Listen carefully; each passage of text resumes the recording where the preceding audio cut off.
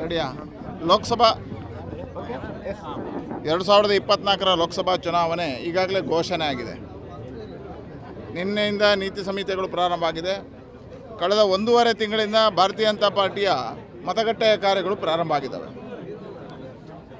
ಜಿಲ್ಲೆಯಲ್ಲಿರ್ತಕ್ಕಂಥ ಎಲ್ಲ ಮತಗಟ್ಟೆಗಳಲ್ಲಿ ನಮ್ಮ ಬೂತ್ ಅಧ್ಯಕ್ಷರು, BLA2 ಕಾರ್ಯಕರ್ತರ ಸಭೆಗಳು ನಡೆದಿದ್ದಾವೆ. ಶಕ್ತಿ ಕೇಂದ್ರ, ಮಹಾಶಕ್ತಿ ಕೇಂದ್ರ ಅನ್ನತಕ್ಕಂಥ ಪರಿಕಲ್ಪನೆಗಳಿದ್ದಾವೆ ನಮ್ಮಲ್ಲಿ. ಆ ಸಭೆಗಳು ಮುಗಿದಿದ್ದಾವೆ.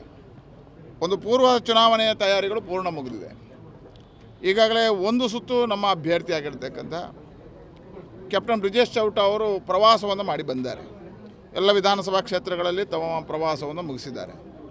ಮುಂದೆ ಇರತಕ್ಕಂಥ 40 ದಿನಗಳ ಕಾಲ ಪಾರ್ಟಿ ಮುಂದಿನ ಕಾರ್ಯಯೋಜನೆಗಳಿಗೋಸ್ಕರ ಇವತ್ತು ನಮ್ಮೆಲ್ಲ ಪ್ರಮುಖರು ಸೇರಿದ್ದೀವಿ. ಒಂದು ಒಳ್ಳೆಯ ವಾತಾವರಣದಲ್ಲಿ ಈ ಬಾರಿ ಒಂದು ಗೆಲುವಿನ ಇತಿಹಾಸ ನಿರ್ಮಾಣ ಆಗಬೇಕು ಅನ್ನತಕ್ಕಂಥ ಚರ್ಚೆಗಳಾಗಿದ್ದಾವೆ. ನಮಗೆ ವಿಶ್ವಾಸ ಇದೆ, ಹಿಂದಿನ ಎಲ್ಲ ದಾಖಲೆಗಳನ್ನು ಮುರಿದು ಈ ಬಾರಿ ನಮ್ಮ ಅಭ್ಯರ್ಥಿ ಬ್ರಿಜೇಶ್ ಚೌಟ ಅವರು ಭಾರತೀಯ ಜನತಾ ಪಾರ್ಟಿಯಿಂದ ಗೆಲುವನ್ನು ಸಾಧಿಸ್ತಾರೆ. ಒಂದು ದೊಡ್ಡದಾಗಿರ್ತಕ್ಕಂಥ ಕೊಡುಗೆಯನ್ನು ನಮ್ಮ ಜಿಲ್ಲೆಯಿಂದ ಮತದ ಹಂತದಲ್ಲಿ ನರೇಂದ್ರ ಮೋದಿ ಅವರಿಗೆ ಕೊಡ್ತೀವಿ. ನಾವು ಮೇನಲ್ಲಿ ವಿಧಾನಸಭಾ ಎಲೆಕ್ಷನ್ ಬರುತ್ತಾ?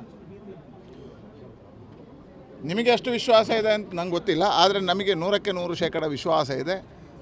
ಈ ಚುನಾವಣೆ ಮುಗಿದ ನಂತರ 6 ತಿಂಗಳಲ್ಲಿ ವಿಧಾನಸಭೆಯ ಚುನಾವಣೆಗಳು ಬರ್ತವೆ. ಈಶ್ವರಪ್ಪ ಅವರು ಈಗ ಸಹಜವಾಗಿ ಅವರು ಹಿರಿಯರಿದ್ದಾರೆ, ಅವರ ಹತ್ರ ಮಾತುಕತೆಗಳನ್ನು ಮಾಡ್ತಾರೆ, ಇದೆಲ್ಲವೂ ಸರಿಯಾಗುತ್ತೆ. ಜಿಲ್ಲೆಯಲ್ಲಿ ಕೆಲವೊಂದು ರೆಡಿಯಾ? ಲೋಕಸಭಾ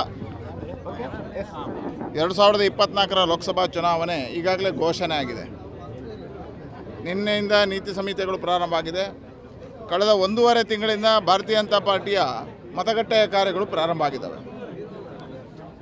ಜಿಲ್ಲೆಯಲ್ಲಿರ್ತಕ್ಕಂಥ ಎಲ್ಲ ಮತಗಟ್ಟೆಗಳಲ್ಲಿ ನಮ್ಮ ಬೂತ್ ಅಧ್ಯಕ್ಷರು, BLA2 ಕಾರ್ಯಕರ್ತರ ಸಭೆಗಳು ನಡೆದಿದ್ದಾವೆ. ಶಕ್ತಿ ಕೇಂದ್ರ, ಮಹಾಶಕ್ತಿ ಕೇಂದ್ರ ಅನ್ನತಕ್ಕಂಥ ಪರಿಕಲ್ಪನೆಗಳಿದ್ದಾವೆ ನಮ್ಮಲ್ಲಿ. ಆ ಸಭೆಗಳು ಮುಗಿದಿದ್ದಾವೆ. ಒಂದು ಪೂರ್ವ ಚುನಾವಣೆಯ ತಯಾರಿಗಳು ಪೂರ್ಣ ಮುಗಿದಿದೆ. ಈಗಾಗಲೇ ಒಂದು ಸುತ್ತು ನಮ್ಮ